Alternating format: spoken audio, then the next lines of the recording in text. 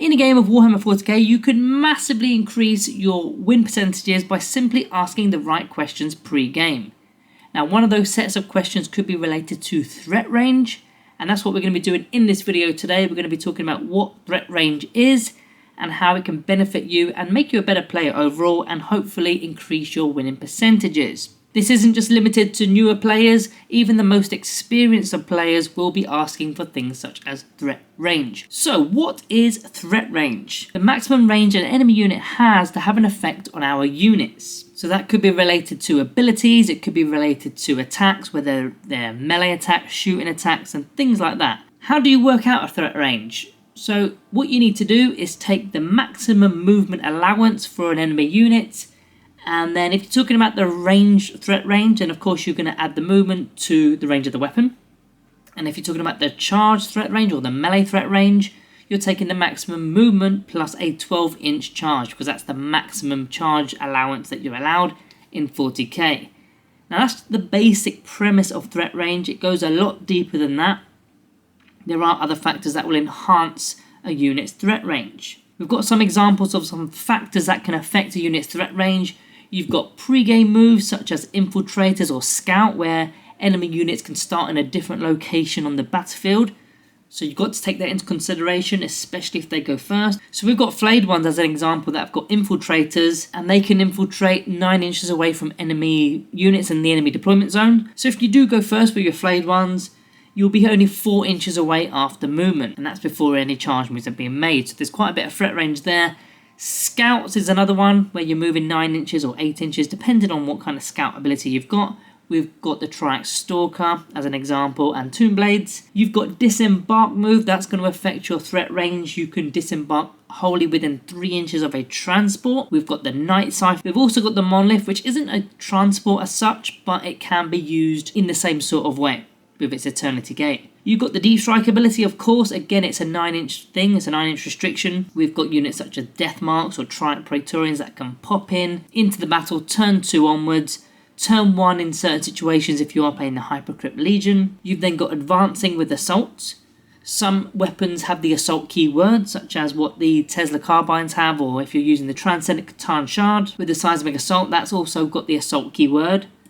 So these kind of units can move, advance and still fire. You've also got advance and charge ability. Sometimes that relates to stratagems. I don't believe we've got any advance and charge in the Necrons Codex, but other factions will definitely have it. And then we've got out of phase movement abilities, which we definitely do have. The Chronomancer and the Tomb Blades can both move their units as soon as they've actually fired.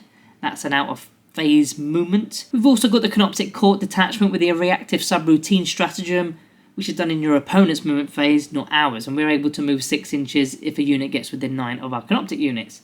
So that's another out of phase movement ability. So all of these extra abilities that you can have will massively affect the threat ranges of a unit. So I want to give you 2 or 3 examples here of a threat range. Here we've got the Catan Shard of the Void Dragon. It can move 6 inches. Now advance is not a threat in this situation because first of all it's got no assault weapons, and B, there's no advance and charge ability whatsoever for a Void Dragon. So there's no point including an advanced move as a part of the threat range there. So the model can be moving 6 inches and then shooting its Voltaic Storm 18 inches. That's the best range weapon that it's got in terms of distance. So that's a total threat range of 24 inches at range, that is.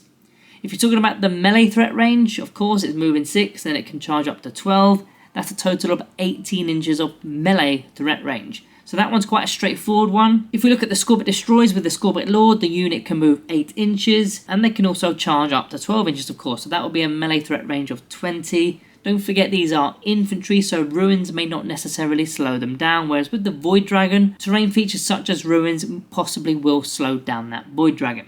Let me come on to a more advanced example of a threat range. We've got 10 Immortals here with Tesla carbines with the assault keyword, and we've also got a Overlord with the Translocation Shroud. So this unit can move 5 inches as standard, and they'll be auto-advancing 6 inches because of that Overlord with that Shroud ability.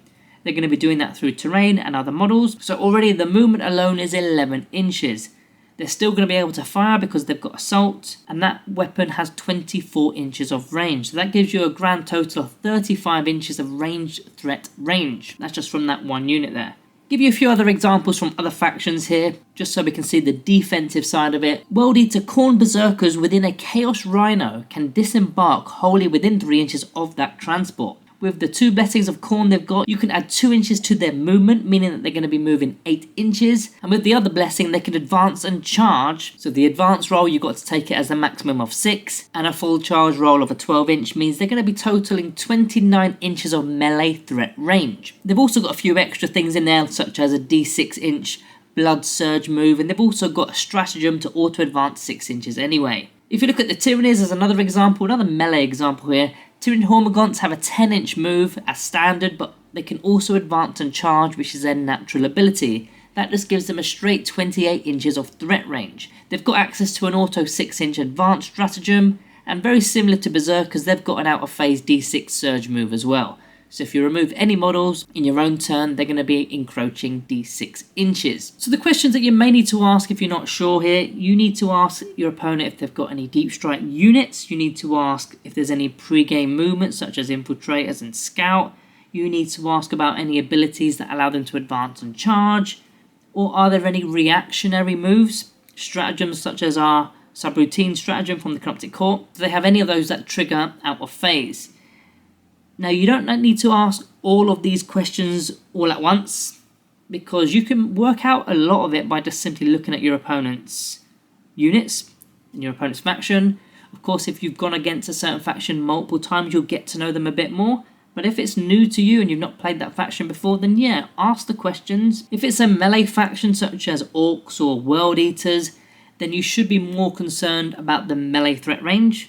So advance and charge moves, in particular deep strike. Or if you're going up against a shooty faction such as Tau or Astra Militarum, you of course need to worry more about the ranged threat range. So what can they do with their weapons, basically their guns. If it's a faction that plays a little bit more mixed, or you're simply just not sure, just ask a few more questions, especially during the stage where you're both declaring your armies and your lists. This is probably deemed to be the most acceptable time to be asking multiple questions, because that's where you're declaring all your bits and bobs.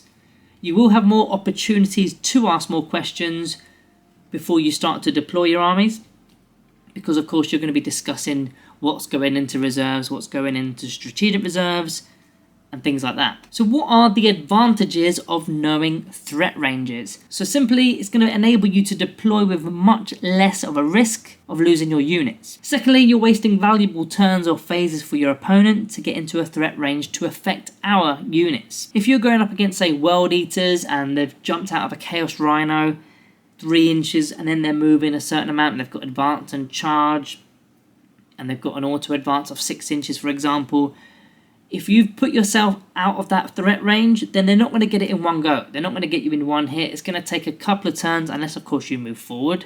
Then you've made your own mistake there. But it's going to take them a few turns to be effective. Again, if it's World Eaters, they're not really that effective at shooting. They're more effective when they get into engagement range. So eliminating turns for enemy units is where you're going to win games. And number 3 gives you a better judgment of how long you think your units will last in a game. It kind of reverts back to the second point here.